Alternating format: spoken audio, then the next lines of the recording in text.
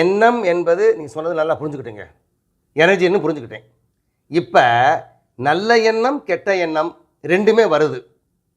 எப்படி இந்த நல்ல எண்ணத்தையும் கெட்ட எண்ணத்தையும் கையாளுறது அந்த டெக்னிக் தெரியலைங்க, சொல்கிறீங்களா? இப்போ எண்ணங்கள் வருவது இயற்கை, உங்கள் கட்டுப்பாடில் இல்லை, அது புரிஞ்சுக்கணும் முதல்ல. இதுக்கு யாருக்கும் இது வரைக்கும் யாரும் சொல்லாத விஷயத்த சொல்கிறோம். என்னது? எண்ணத்தை யாரும் கையாள முடியாதுங்க, கட்டுப்படுத்த முடியாதுங்க, அதை நிவாரணம் பண்ண முடியாது, அதை மெயின்டைன் பண்ண முடியாதுங்க. எண்ணம் வந்துக்கிட்டே இருக்கும், வந்துக்கிட்டே இருக்கும், வந்துக்கிட்டே இருக்கும், வந்துக்கிட்டே இருக்கும். இதில் ஃப்ளட்டு மாதிரி வருது. மூச்சு எப்படியோ, ரத்த ஓட்டம் எப்படியோ, அதை ஒன்றும் கண்ட்ரோல் பண்ண முடியாதோ அதே மாதிரி வந்துக்கிட்டே இருக்கும். எப்போ? பகல் மொத்தம், ராத்திரி கனவு வந்துக்கிட்டு இருக்கும். ரைட்டா? இந்த வரக்கூடிய ஃப்ளோவை நீங்கள் பார்த்தீங்கன்னா நல்லதும் இருக்கும், கெட்டதும் இருக்கும். நல்ல எண்ணம் கெட்ட எண்ணம் ரெண்டுமே இருக்கும். எங்கே வந்துச்சுன்னா நீங்கள் ஸ்டோர் பண்ணி வச்சுருக்கீங்க, உங்கள்கிட்ட இருந்தால் தான் வருதுங்க, சட்டியில் இருந்து தான் ஆஃபையில் வருது, அவ்வளோதான். இப்போ நல்ல எண்ணங்கள் வரும்போது என்ன ஆகுது? நல்ல எண்ணங்கள் வரும்போது கேளுப்பா, நல்ல எண்ணங்கள்னால 4 விதமான, புரியுதுல? நல்ல எண்ணங்கள் வரும்போது 4 விதமான கெமிக்கல் உருவாகுதுங்க. என்னது? டோபமைன், ஆக்சிடோசின், செரோட்டினின், என்டார்ஃபின், 4 விதமான ரசாயனங்கள் அல்லது ஹார்மோன்ஸு உருவாகிறது இயற்கை, சத்தியம், சயின்ஸு. எப்போ? நல்ல எண்ணம் உருவாகும் போது.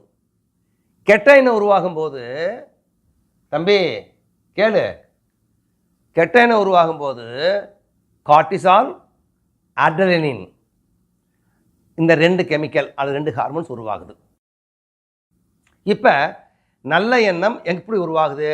நல்ல எண்ணங்களை நம்ம எடுத்துக்கிட்டு நல்ல எண்ணங்களை பற்றி சிந்திக்கும் போது என்ன நல்ல எண்ணம்?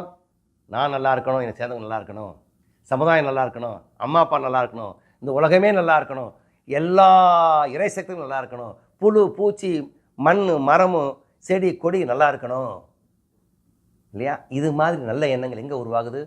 ப்ரேயரில் உருவாகுது. நம்ம நன்றி உணர்வை காமிக்கும் போது உருவாகுது. ஏய்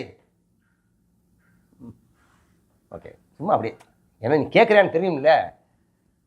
அப்புறமேது உதவி செய்யும்போது உருவாகுது, பாராட்டு குணங்கள் செய்யும்போது உருவாகுது, அதே மாதிரி ஆள்களை ஒத்துக்கிற போது உருவாகுது, கிராட்டிடியூட் இருக்கும்போது உருவாகுது, பச்சாதாபம் போது உருவாகுது, உதவி எண்ணம், இது மாதிரி நல்ல எண்ணங்கள் அப்படியே ஃப்ளட் மாதிரி வரும். எப்போ?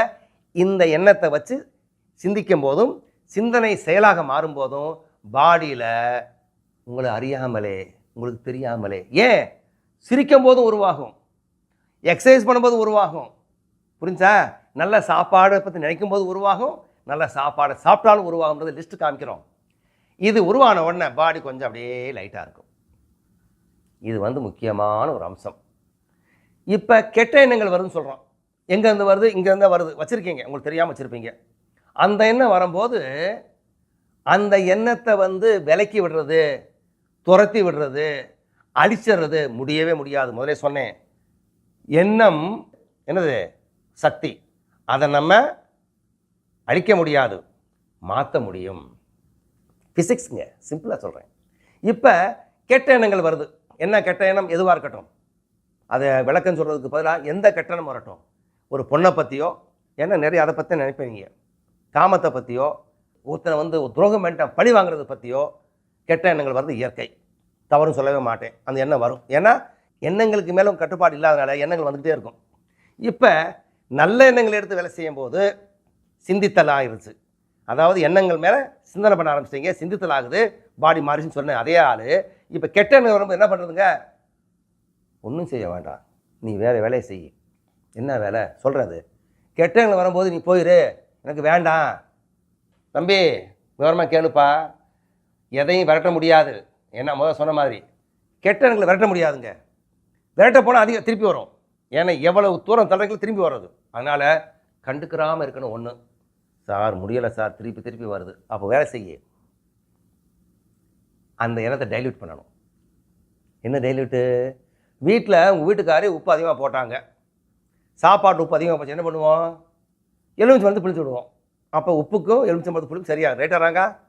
அதே மாதிரி நல்ல எண்ணங்களை நிறையா உருவாக்கும் போது இந்த கெட்ட எண்ணங்கள் மெல்ல மெல்ல மெல்ல மெல்ல குறைஞ்சிட்டு போயிட்டே இருக்கும். எப்படி? ஒரு சின்ன கோடு, இந்த கோட்டை அழிக்கக்கூடாது, ஆனால் சின்னதாக்கணும். அது எப்படிங்க? அழிக்கக்கூடாது, சின்னது எப்படி ஆகுதுங்க? பெரிய கோடுன்னு போட்டு முடிஞ்சு போச்சு. அதே மாதிரி இந்த கெட்ட எண்ணங்கள் வரும்போது இதை அழிக்க முடியாதுன்னு தெரிஞ்சுக்கிட்டு நல்ல எண்ணங்களை அதிகமாக உருவாக்குறது. கெட்ட எண்ணங்கள் வந்த உடனே நீங்கள் பேசாமல் கண்டுக்கிறாம நல்ல வேலைகளை செய்யுங்க. தோட்டத்துக்கு தண்ணியை ஊற்றுங்க, செடியை கொஞ்சுங்க, குழந்தையோட விளையாடுங்க, மனைவிக்கு ஒரு முத்தம் கொடுங்க, வெளியே போய் ஒரு 2-3 மல்லிகைப்பூ வாங்கிட்டு வந்து கொடுங்க, சிரிங்க, ஜோக் அடிங்க, புஸ்தகம் படிங்க. வேலைகளை மாற்றும் போது இந்த எண்ணம் 2 செகண்டில் போயிடும். ஏன்னா எண்ணத்துக்கு உயிர்ப்பு 2 செகண்டு. இப்போ டைலூஷன் மெத்தட் என்னது?